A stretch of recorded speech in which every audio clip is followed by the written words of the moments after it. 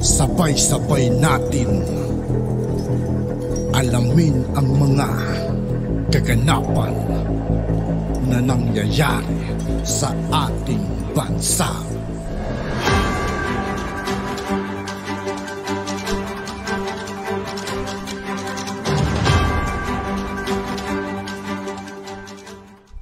Yo, what's up mga kaibigan? This is I2K po again. Ngayon nandito naman ulit tayo sa channel ni News PH. Dito naman ulit tayo magbibigay ng komento at reaksyon. Kaya samahan nyo ako guys. Let's go. Bilang ng Duterte supporters, gumuguho na. Antindi rin ng ano na ito eh. Yan po ay batay sa utak ni Franz Castro. Paano niya kaya nasabi, no? Nagtaka rin ako eh. Yun lang kasi yung nasa balita eh. Gumuguho na. Eh kakikita ko lang ng survey eh. Pasok sa top 3 si Tatay Digong. Hindi na nagsabi yan. Sinabi niya na hindi siya tatakbo. Pasok pa rin siya sa top 3 ng senatoriables. Tapos yung mga tauhan niya, identified sa kanya, si Bongo, si Bato, pasok lahat. Paano nasabi nitong ni Franz Castro na number 1 sa lahat ng survey? Paano gumuguho? Eh ano tawag mo sa ibang supporter kung number 1 na si Duterte? Gumuguho pa ang termino mo. Ano na lang yung mga ibang politiko? Durug-durug na, gano'n. Ibang level talaga yung ano nila. May sariling mga mundo to si Franz Castro. Okay, yung pala, ang pinagbatayan niya, yung dahil gusto daw ng yung majority nga raw ng Pilipino ay naniniwala na gusto nilang bumalik tayo sa ICC at majority rin daw ay naniniwala na dapat makipagtulungan ang gobyerno sa ICC. Eh, eto lang ang tanong, simple lang eh. Bakit wala kayo nagtatanong sa inyo? Gusto nyo ba yung ginawa ni Pangulong Duterte na war on drugs? Para magkaalaman kasi siyempre, ano kaugnay kung gusto nga nila na ICC. Pero itanong nyo, gusto nyo ba yung war on drugs ni Duterte?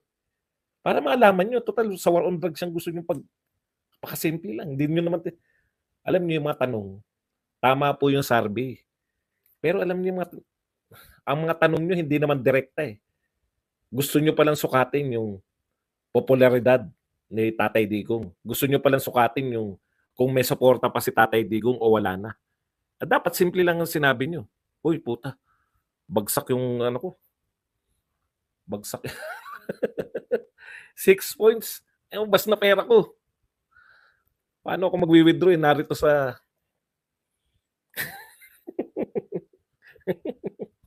bumagsak. Bagsak ang stocks ko. Lugi. Okay. Ano?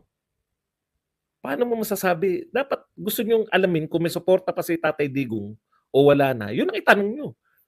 Ikaw ba'y naniniwala ka kay Tatay Digong sa mga ginawa niya? Opo. Eh po lahat ng kalye sa ang dami palang in-expose ni ni Senator Amy. Nag-expose po siya. Ito po, magugulat kayo, medyo kumapit po kayo ng konti. Kung kayo po ay medyo hina-high blood po kayo ngayon, medyo wag muna kayo makinig. At talagang tataas ng gusto ang high blood nyo. Yung iba siguro narinig nyo na to, pero ito po, fresh na fresh to mula po kay Senator Amy. Halo-halo po itong mga expose niya, no? Mula po sa mga nag-interview, ito po yun. Alam nyo po ba na yung 27 billion o 26.7 billion na akap, hindi lang po yan yung pinalusot, no? Ayon po kay Senator Amy, ay aabot po ang pinalusot ng mga congressman na 60 billion. Kaya pala pinupuntirya ngayon si Senator Amy. Alam niyo po ba yung puntirya ngayon kay Senator Amy? Si Senator Amy daw yung nagtanggal last year. Last year, 2023. Nagtanggal ng budget ng, nagkaltas ng budget ng Porpis para ilagay daw sa AIX.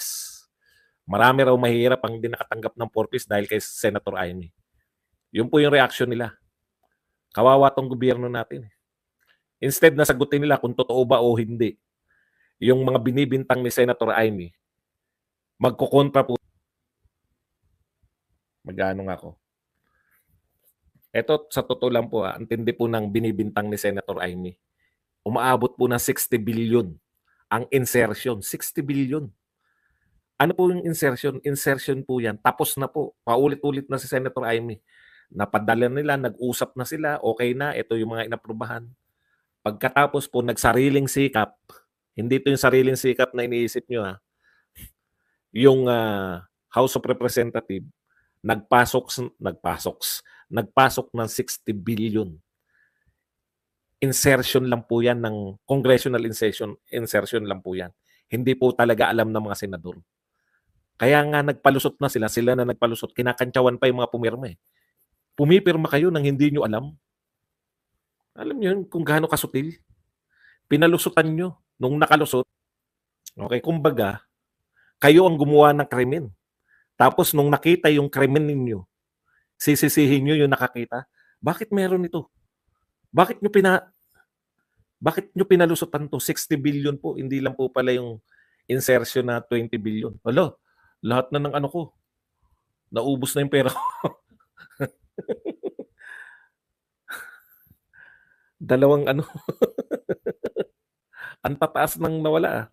Hindi, babawi yan mamaya. May tiwala ko sa may tiwala ko sa AMD tsaka sa NVIDIA. Okay.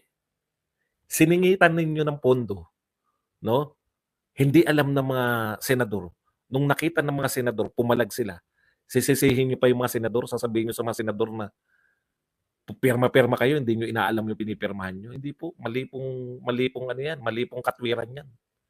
Kayo na nga nagpalusot eh. Ang sisisihin niyo pa yung pinalusutan niyo nung nakita yung pinalusot niyo. Ito po yung mga pinalusot nila. 60 billion po lahat. Ang pinakasikat po yung AKAP kasi malaki, 26.7 billion. At yung AKAP po, hindi po talaga nila napag-usapan daw yung AKAP. Yung iba dagdag bawas lang eh. Meron ng programa. Yung AKAP po yung bago, kaya nasentruhan po yung AKAP. Wala po yung AKAP, no? Nag-create po sila ng budget na hindi po hiningi ng DSWD. Wala po, hindi pa nga po alam ng DSWD kung paano ipamimigay. Wala pa silang nagagawang guidelines, hindi pa alam kung sino yung mga beneficiary, etc. Meron ng pondo. Ibang klase talaga itong House of Representatives. Pag pinuna sila dahil bakit nyo siningitan, kasalanan pa nung mga namumuna dahil hindi ba kasama kayo dyan sa pumirma? Pinadala nga raw sa inyo electric signature. Kung ano man yung ibig sabihin nun. Okay, pero eto po ang malupit dyan, no? Paliwanag ko lang po ulit sa mga hindi po nakapunta nung ako ay nagpa-seminar. Yung budget po natin, bawal po yan dagdagan, no? Galing po sa Pangulo, bawal po dagdagan. Badong, kung bawal dagdagan yan, saan kukunin yung 26.7 billion? Kasi wala naman sa original na budget na hinihingi ng Pangulo, wala naman sa original yung 26.7 ng AKAP eh. Saan ngayon kukunin yun, di ba? Ayun, yun ang magandang tanong, no? Kung bawal dagdagan yung pondo, babawasan yung iba. Magugulat po kayo kung ano po yung mga binawasan. Kaya sari-sari po, no? Hindi po isang bawas nilagay lahat dyan. Bawas unti-unti para ilagay sa AKAP, bawas unti-unti ilagay pa sa iba pang insertion nitong mga House of Representatives.